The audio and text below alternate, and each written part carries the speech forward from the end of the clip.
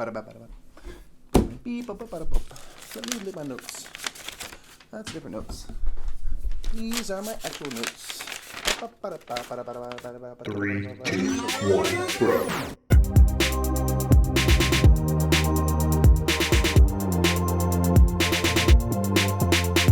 What's up, everybody? Happy Monday to you. My name is Michael E. Murphy. I'm one half of the Brothers Murph, and this normally would be Board Game Highlight, but instead we're going to bring a new segment to you that will eventually move elsewhere, and this is going to be a review series. What? The Brothers Murph doing reviews? Sort of!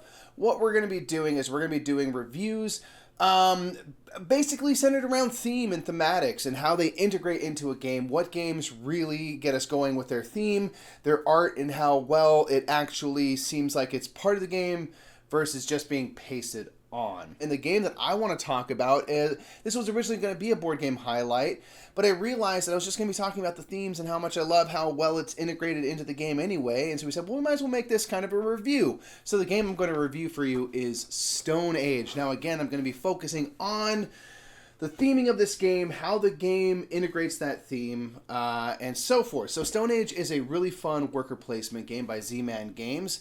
That's really one of the ones that we like to go to when we're sort of introducing the idea of worker placement.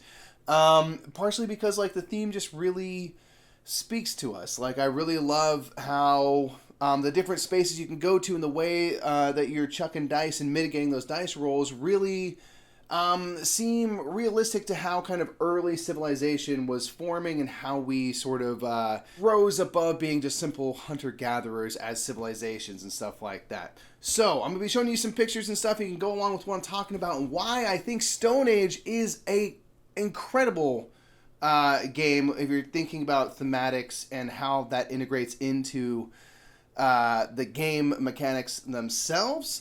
This is a game that, you know, you could just think, oh, it's just a worker placement, you go to spaces, but there's some really, really cool things going on. So take a look. So one simple thing that I really like, and this is just a product of worker placement games, is that there's competition over spaces.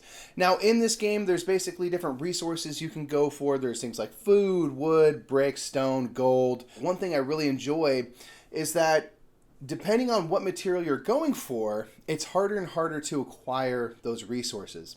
The more workers you put, the more dice you get to roll. But say you're going for wood, you're going to have to divide whatever the sum total of your dice is by a number, and then that's how much wood you actually get. And then as you go into brick and then stone and then gold, you have to divide by higher and higher numbers. Like gold, you have to divide by 6. And that to me really mirrors reality. Like wood is easier to find than gold. You can go chop down a tree. It's a lot easier than like panning for gold or setting up a mining operation. So like I said, sometimes dice don't agree with me, or all the time dice don't agree with me, but one thing that's cool is in this game, one of the spaces you can go to is like a tool development space where you get these little tokens that you can tap and basically add to the value of your dice and stuff. And that's something that makes sense because if I'm just a hunter with my bare hands, I'm going to be less effective at hunting than if I had a spear or a bow and arrow or some other kind of tool. So that's something that really sings, I feel like, makes sense if you start thinking about, again, early life and early civilization. You're like, man, tools really helped us kind of climb out of the primordial ooze, as it were. A couple other things I really like. There's a love hut in the game, man. That's right. And guess what? You got to put 2 workers there.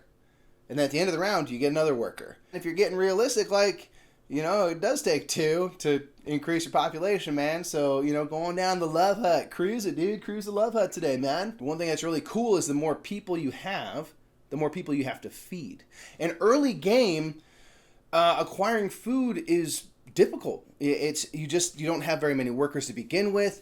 You're trying to figure out when you can increase your population, when it's going to be sustainable, when you can feed people, so you don't have to feed people like tree bark, which is something you can do in the game. You kind of have to figure out when to do that. But another space you can go to is an agriculture track, basically. You can go on that space to increase your agriculture by 1 space. That means at the end of each round, you're just going to get 1 food no matter what. 1 food feeds 1 person.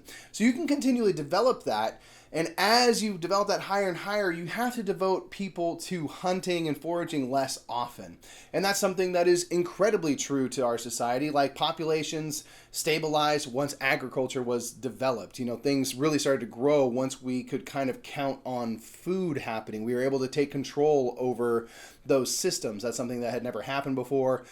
You know, we weren't able to rely on food, and now we have this huge global world, and a lot of that's just because, like, we can find food all the time. And that's something that's super duper cool. In the early go, it's very difficult to feed your people. You might want to hold off on increasing your population. You might not be able to build stuff because you're just worried about, like, hunting this turn, and eventually that becomes like a non-factor. And then we can start building more and more advanced things, which again mirrors how we've sort of developed over time.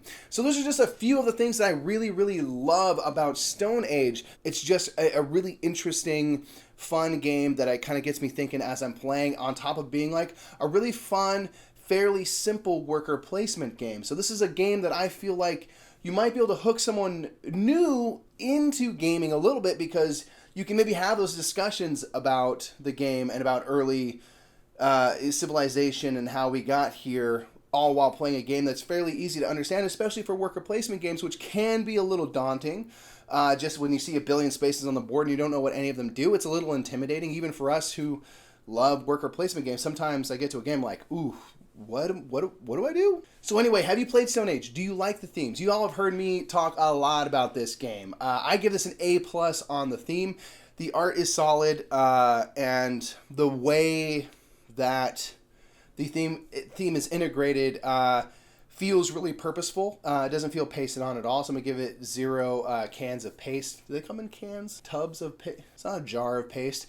It's 0 paste cans for me. 0 paste cans, which gives it an A+ on the theming. So like I said, this is the first of hopefully many of these types of reviews. Let me know if you like Stone Age's art and their theming, if it speaks to you, if it's a game that you enjoy, period. If you haven't tried it, do yourself a favor and give it a go sometime. And they even have My First Stone Age if you want, like, an even more kind of kid-friendly introductory variant for this game. Although I feel like just regular Stone Age is simple enough. But it's up to you, so you can go check out that game as well. And I've been Mike Murphy. Help us, though, folks, before you go. We need to figure out what to name this segment. So if you have any really clever, like, the thematics of art and the arts of the game and something better, then help us name this segment in the comments below. You might just get chosen. We'll give you a shout out to you if you help us pick that name. Thank you so much for everything, everybody. My name is Michael Lee Murphy. That was Stone Age, and just keeps it thematic, y'all. How's it going? Just want to let you know that we are sponsored by Restoration Games. Restoration Games make wonderful, wonderful games from the past and restore them for you. And everything we film, everything we play is on top of Game Toppers, which is a really wonderful way to upgrade your gaming experience. Go check out Restoration Games and Game Toppers LLC for more information. Alright, cool. I feel like I need that one.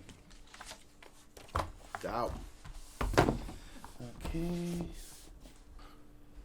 Nick! What is it, big face disheveled Nick? Nick, I just want to let you know I really like French toast. Cool. Cool. Thanks for letting me know. Nick, Yeah. get rid of Mike. What? What? Why would you say that?